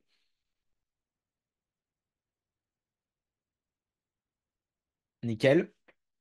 Donc maintenant qu'on a fait ça, on va aller dans l'engrenage tout en haut. Vous voyez, en haut à gauche, vue d'ensemble, il y a un petit engrenage, paramètres du projet. Donc vous allez dessus, puis dans compte de service. Donc je récapitule. En haut à gauche, vous cliquez sur l'engrenage, puis vous allez dans compte de service. Là, il va vous montrer comment intégrer Firebase à différents langages. Donc, on a sur Node.js, Java, Python, Go. Donc, nous, ce qui nous intéresse, c'est Python, mais moi, je vais vous donner le code pour faire ça. Donc, vous inquiétez pas. Nous, ce qui va nous intéresser, c'est juste de générer une nouvelle clé privée. Donc, normalement, vous le voyez juste en dessous, dans l'onglet compte de service, Python, générer une nouvelle clé privée, comme ceci. Qu'est-ce que ça va faire? Ça va vous télécharger un fichier JSON avec plein d'identifiants. Et en fait, ce fichier, on va l'utiliser pour établir la connexion. C'est quoi un JSON? C'est un type de fichier, un format de fichier où tu as les données de manière structurée avec clé-valeur. Tu vois, tu as une clé et une valeur. Une clé et une valeur. Et en gros, là, si tu veux, c'est un peu tous les mots de passe pour que notre app ait le droit de se connecter. Donc, ce fichier que vous avez téléchargé, vous allez le prendre et le glisser sur VS Code. Donc, VS Code, il est où mon petit VS Code? Où es-tu, VS Code? Je l'ai caché. Ah oui. Hop. Voilà, il est ici.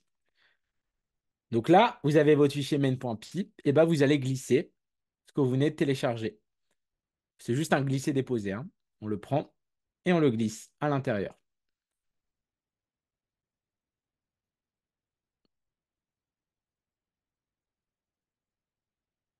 OK, je remontre. Donc, vous allez, sur compte de service, générer une nouvelle clé privée. Déjà, est-ce que tout le monde a réussi à télécharger le fichier?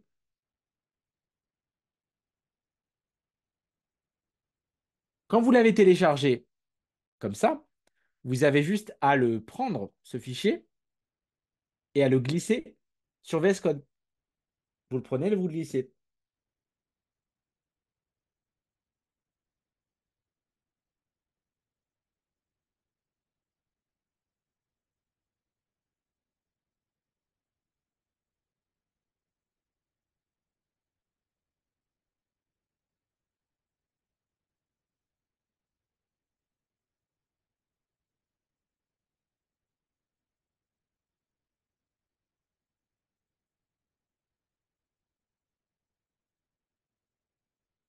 Ce qu'on va faire, les amis, c'est que là, on va essayer juste de vous connecter la base. Et après, je vais vous donner, pour pas qu'on traîne trop, le code final. Comme ça, vous aurez en plus le petit truc pour la base de données et votre code sera prêt. Donc déjà, comme ça, vous êtes prêts pour éviter que le live dure jusqu'à 20h30. On va juste essayer d'établir la connexion, se créer la base et après, je vous donnerai le fichier final. Est-ce que ça vous va pour tout le monde?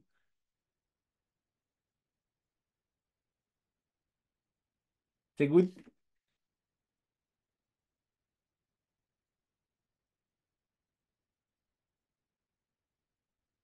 Donc, ce petit fichier que vous avez inséré dans votre projet, vous pouvez le renommer. OK?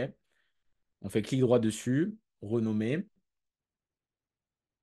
Je vais l'appeler, par exemple, je sais pas comment on pourrait l'appeler, euh, Credentials. Vous pouvez l'appeler Discord, vous pouvez l'appeler Credential, mot de passe, comme vous voulez, hein.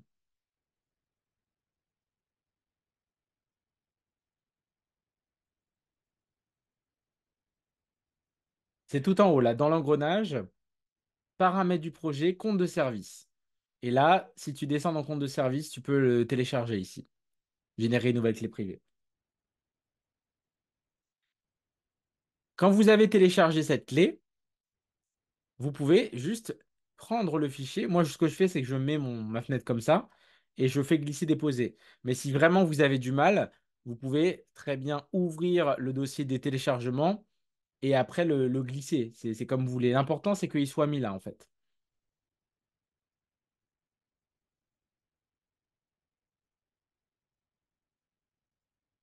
Mettez quand c'est bon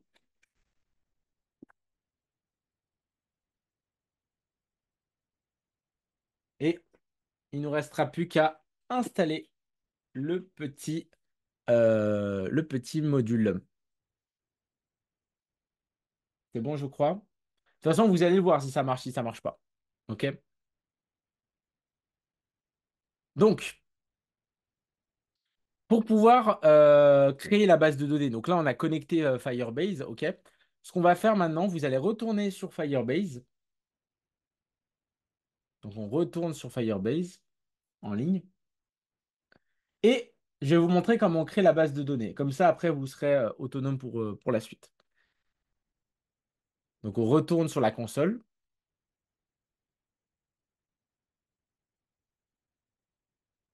Et vous allez cliquer sur Créer et Firestore Database. Donc, allez-y, vous retournez sur Google, sur la console Firebase, et vous allez dans Créer Firestore Database. C'est ça qui permet de créer la base de données.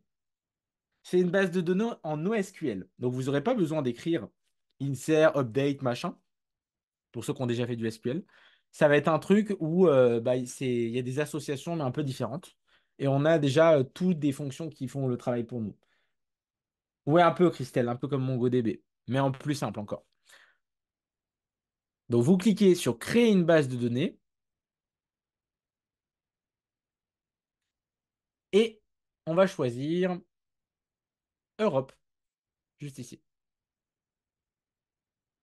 Merci, Agathe.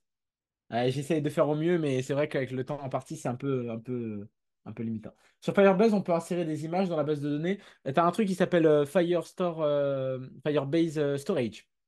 Vous avez des trucs pour le machine learning, des trucs pour la base de données. Il y a même des trucs pour un système de connexion et d'inscription déjà tout fait. Donc plein de services un peu pour faire votre back-end facilement. Donc on crée une base de données. OK? Est-ce que tout le monde est au même niveau que moi? Créer une base de données. Europe. On fait suivant. Ici, vous pouvez choisir le mode de test, hein. Il n'y a pas de souci. Et on est bon.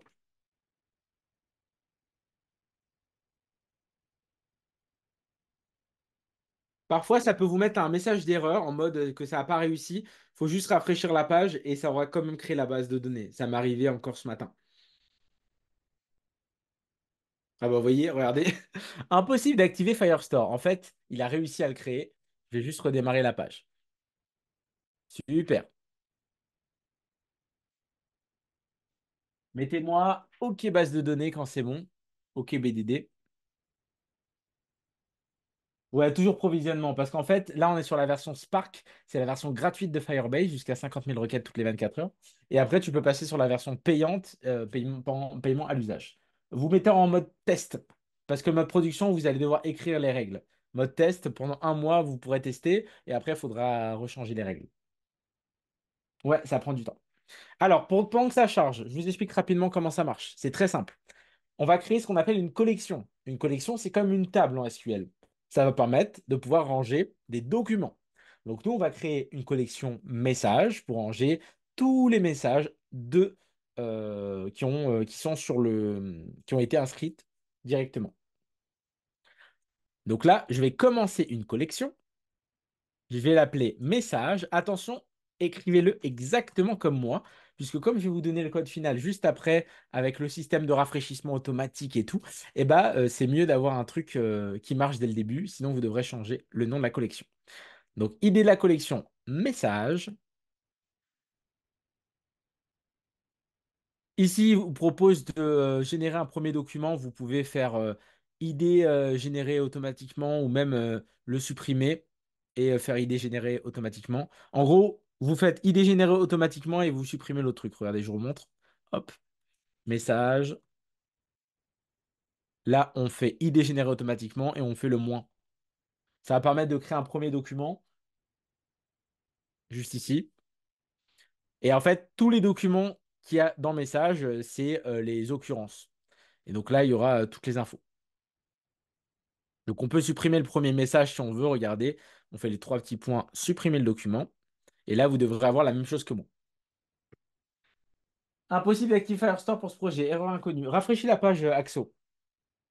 Juste rafraîchis la page. J'ai eu le même souci il y a 2 secondes.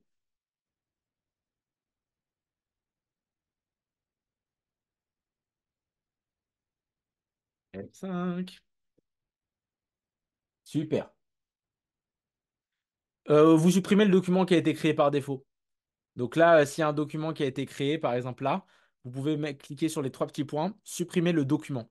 Parce qu'en fait, comme il n'y a rien dans ce document, quand vous allez avoir vos messages qui s'affichent, il va vous mettre une erreur sur celui-là parce que dedans, il n'y a rien.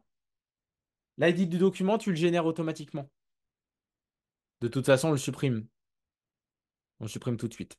En fait, ce qui va se passer après, c'est que au lieu que c'est ajouté directement dans le message, dans la message box, il va envoyer, quand vous allez appuyer sur le bouton sur Firestore, et toutes les 3 secondes, Firestore va récupérer les derniers messages pour vous actualiser l'interface. D'accord? Donc, quand vous avez fini cette partie, vous allez pouvoir retourner sur votre code et on aura juste un truc à installer et je vous donne le code final. Je vais passer quelques minutes après pour s'il y en a qui veulent prendre le temps de débugger, mais on va essayer de conclure ça. Donc là, ce que vous allez installer simplement, c'est dans la console, dans le terminal, vous allez taper la commande. On va peut-être créer un environnement virtuel. Est-ce qu'il y en a qui ont des environnements virtuels ou pas? Environnement virtuel, c'est pour installer des dépendances directement dans le projet. Non? Ok. Alors pour ceux qui ont des environnements virtuels, vous n'avez pas besoin de faire l'étape que je vais montrer. Pour les autres, on va en créer un. Parce qu'en fait, il se peut que quand vous allez taper la commande, ça ne marche pas tout de suite. Donc je vous montre ce qu'il faut taper. Hop. On va juste alors créer environnement virtuel Python. Tac.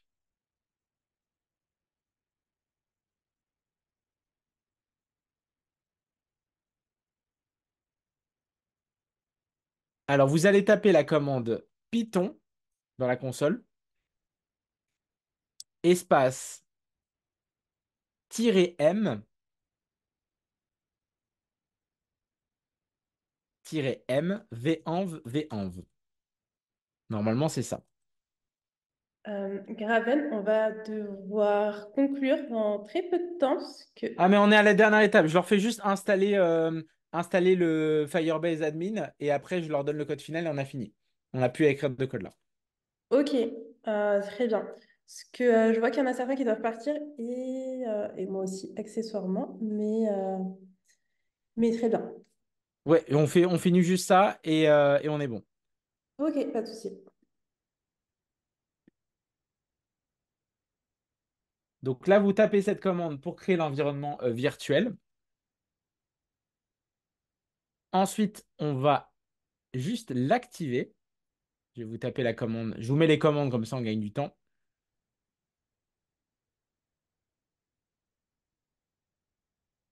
Hop. Donc c'est source venv. Venv normalement. Je crois que c'est ça. Activate sur l'environnement Python.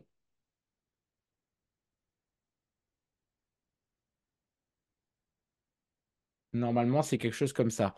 Vous tapez source venv hop, /bin/activate. Ouais, c'est ça. Si vous êtes sur Windows, c'est une autre commande. Alors, Windows, hop, hop, hop. Normalement, c'est ça, si vous êtes sur Windows.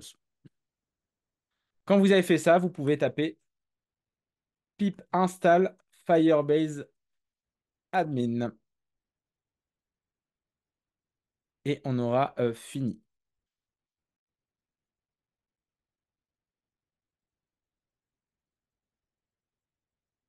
Ah mince, je l'ai pas mis pour tout le monde.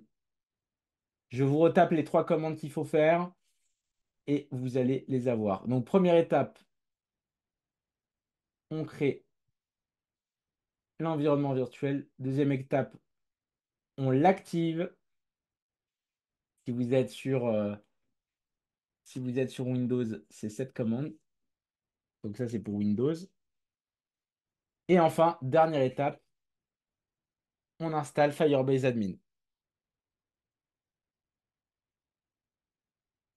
Mais le plus important, c'est que vous ayez eu le code de base. Vous avez fait les premières lignes de Python. Pour ce qui est du code final, je vais vous l'envoyer directement. Je vais vous faire un petit pass-bin, comme ça vous l'avez. C'est le troisième message pour Windows? Oui, Ok, merci.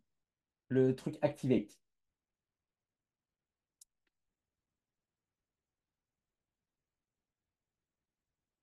Alors, je vais vous mettre tout ça.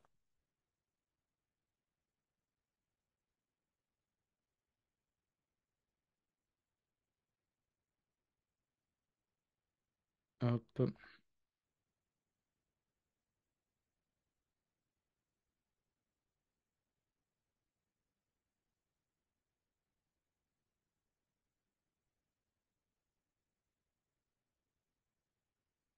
Voilà, ça va être le code final. Je vais vous le mettre sur Passbin. Vous aurez juste à copier-coller. Hop. Voilà, comme ça, tout le monde l'a. Allô? Oui. Juste, moi j'ai toujours un problème avec Pip. J'arrive pas à installer des packages. Ça me Essaye, met. essaye PIP 3. Oh, Est-ce là, que je pense à... tu l'as activé ton environnement virtuel là? Est-ce que ça décrit MyEnv au début? Oui, Ok, donc normalement, quand tu installes, ça devrait être bon. c'est quoi la commande déjà? J'ai mis les commandes dans le chat, regarde bien.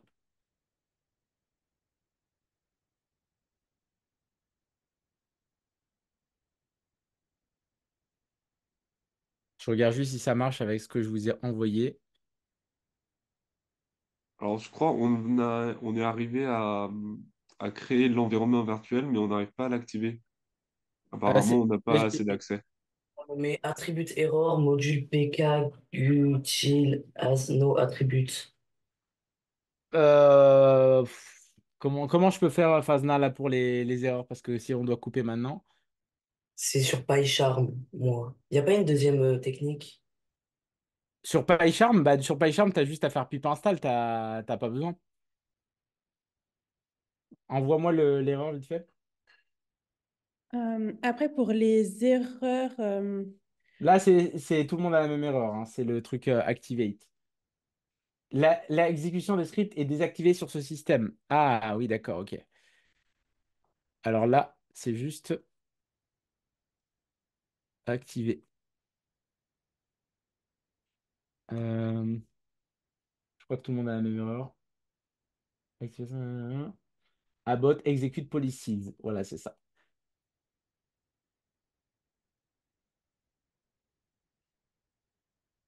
Regardez, il vous donne le lien de l'erreur. Et là, vous pouvez taper cette commande. vous ouvrez sur votre ordinateur, ça c'est qu'une erreur des gens qui sont sur Windows, hein. Vous ouvrez PowerShell sur votre ordinateur et vous tapez normalement cette commande, ça va vous donner les autorisations. Il y a des commandes comme ça pour autoriser, peut-être que vous ne l'aviez pas depuis le début.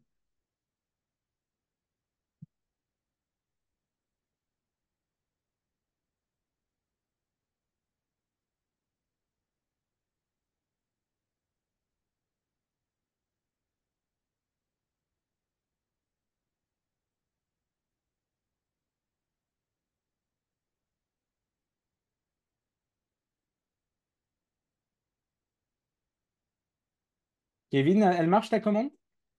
Quand je mets la commande, ça me met restricted. Restricted.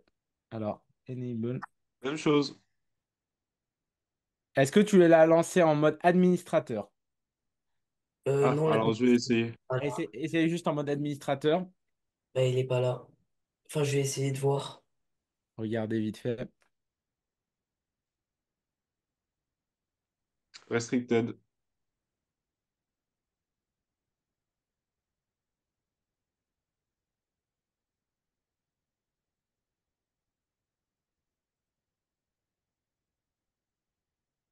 Essayons ça. Hop. Évidemment, mon clavier, il fait des siennes.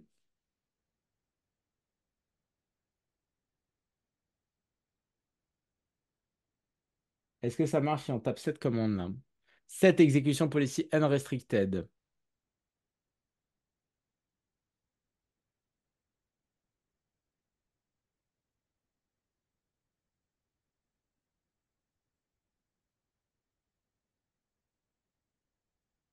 Credential.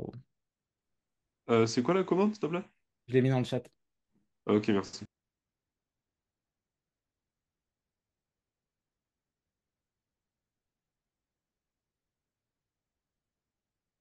Normalement, vous avez juste à corriger ça. Et après, dans le code que je vous ai donné, vous changerez la ligne 35 par le nom de votre fichier.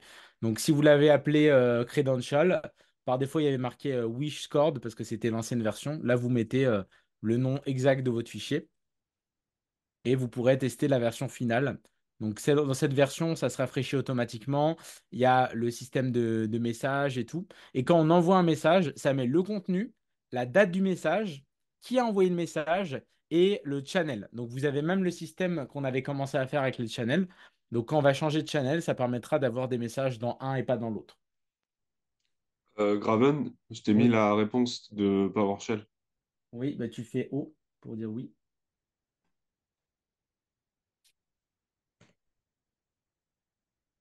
Pense- Grave.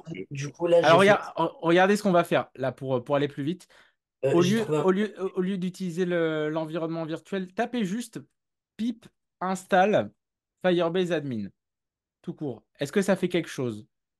Bah, juste Graven, du coup, j'ai fait cette exécution policy unrestricted et ça m'a dit pour l'utilisateur présent, il faut que je fasse une commande et ça m'a mis appelé de commande Jack, fournissez des valeurs pour les paramètres suivants, execution policy. Je mets quoi comme valeur? Alors attends. Ça marche, c'est en train de télécharger le pip install. C'est en train de l'installer? Non, mais ça sert à rien, Mathéo, parce que dans tous les cas, vous aurez un problème d'environnement virtuel. Essayez cette commande, la pip install Firebase-admin. Ça marche, Priscilla? Oui, Le seul problème, c'est que si jamais vous changez de machine, il faudra le réinstaller. Successful install. Donc quand c'est bon, vous récupérez mon petit code là sur... vous avez encore le pass-bin que j'ai donné ou pas? Non. Est-ce que je le redonne et on s'arrêtera là-dessus. Je resterai disponible pour ceux qui ont besoin sur Discord, d'accord? Donc vous pouvez rejoindre mon Discord. Hop, merci Lucas d'avoir mis le... Fazna, est-ce que je peux mettre mon Discord s'il y en a qui ont des soucis encore ou pas? Ou je peux passer sur celui de l'école si vous avez celui de l'école? Excuse-moi, j'ai pas entendu ta question. Je disais, là, il y en a un ou deux qui ont encore des petites erreurs. Normalement, C'est juste des petits paramétrages. Est-ce que vous avez un Discord pour l'école où on peut débugger tout ça? Ouais, c'est Charlotte qui l'a, mais sinon ça peut être sur le tien. D'accord? Ok. Alors, du coup, je mets le mien, vite fait. Normalement, il y a juste à taper pip install Firebase admin et même sans virtual amp, ça devrait le faire. Moi, ça marche, c'est juste que les devs que tu as ajoutés. Là, j'ai juste changé ça, regardez. À la ligne Copier-colle 30. tout, du coup, Ouais, vous copiez-coller tout. et on retire ce qu'on avait déjà mis ou on met à la suite. Non, vous retirez tout ce que vous avez mis et vous mettez ligne 35 à la place de Whiscord, le nom de votre fichier. Bon, moi, il s'appelle Credential, donc à la place de Whiscord, je mets Credential. Attendez, est-ce qu'il y a quelqu'un qui peut envoyer le code entier, du coup, parce que j'arrive pas. Bah, Passvin. Mais du coup, c'est le code entier. Ok, parce que ça marche.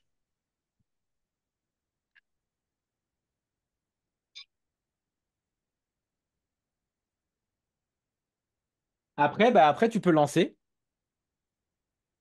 Hop. Après, tu peux lancer le Ah, programme. du coup, ça marche Et pas parce que j'ai pas Firebase admin, mais j'essaierai de le mettre. voilà. Merci beaucoup. Bon, on va essayer. S'il y en a qui ont besoin de régler deux, trois soucis, je vais essayer d'être disponible du coup dans la soirée pour régler les petits soucis. Voilà, en 1 heure, c'était un petit peu chaud. C'était un challenge, mais bon, j'espère en tout cas que ça vous a plu, que vous avez passé un bon moment pour découvrir tout ça. Bien évidemment, là, moi, à chaque fois, je vais aller le plus loin possible, mais forcément, il y a la contrainte de temps. J'essaierai de voir si c'est possible avec la Data School de pourquoi pas faire une deuxième partie, qu'on puisse faire un deuxième live, pourquoi pas, pour approfondir tout ça. Mais déjà, vous avez une petite base intéressante. Vous pouvez regarder un peu comment c'est fait. C'est pas super, super bien commenté, mais je reste disponible si vous avez des questions. Le code, il tient en 80, en 100 lignes de code. Donc, c'est assez simple. Il y a même le petit rafraîchissement automatique pour que toutes les 3 secondes, vous avez le chat qui se régénère. Voilà. Merci, Fazna, si tu veux conclure. Yes. C'est déjà prêt. Mais oui, merci à tous. Si vous avez des questions, n'hésitez pas à nous les envoyer donc directement en allant sur le site Adatech School. Vous avez la possibilité de réserver un call coaching. Donc, si vous avez n'importe quelle question, donc que ce soit par rapport à la pédagogie, au financement ou sur l'école de manière générale. Comme je disais au début, on a également des journées portes ouvertes si vous voulez en savoir plus et participer à un autre atelier de code. Cette fois-ci, ça sera sur le thème Apprendre à coder une œuvre d'art et ça sera animé par Vi, qui est également dans cet atelier et que vous avez pu voir dans le chat. Et donc, celle qui animera ce prochain atelier est carrément partante, Graven, pour qu'on fasse une partie 2. Et cette fois-ci, on partira directement peut-être sur 2 heures. Ouais. Donc, Ouais, euh, c'est donc, c'est un peu frustrant, mais en même temps, ça fait ça fait quand même un bon petit défi là, d'avoir réussi à faire un truc en 1 heure et demie là. Pour les gens qui demandent, juste, je conclus par ça. Si vous voulez discuter avec plusieurs personnes, vous pouvez par exemple lancer une deuxième instance de votre programme. Donc là, par exemple, je vais ouvrir un autre terminal. Et si vous lancez du coup votre programme avec un autre terminal, bah, vous allez pouvoir discuter. Regardez, c'est ce que j'ai essayé de faire au début, mais ça buguait. Là, par exemple, je me mets dans le channel Aide sur les deux. Sur un, je m'appelle Graven et sur l'autre, Léa. Et si j'écris coucou sur un, ça va mettre sur l'autre channel coucou. Alors là, c'est pas le même compte, mais du coup, ça va vous permettre de discuter. Et vous pouvez tester tout seul. Il n'y a pas besoin qu'il y ait de redonner le programme. Après, si vous donnez votre code à quelqu'un d'autre, vous pourrez discuter avec lui, mais il faut qu'il ait le code source, bien sûr. Voilà, voilà. Bah, merci beaucoup en tout cas, Fazna, Vi et tout le monde. Je vous souhaite une bonne soirée, bon appétit.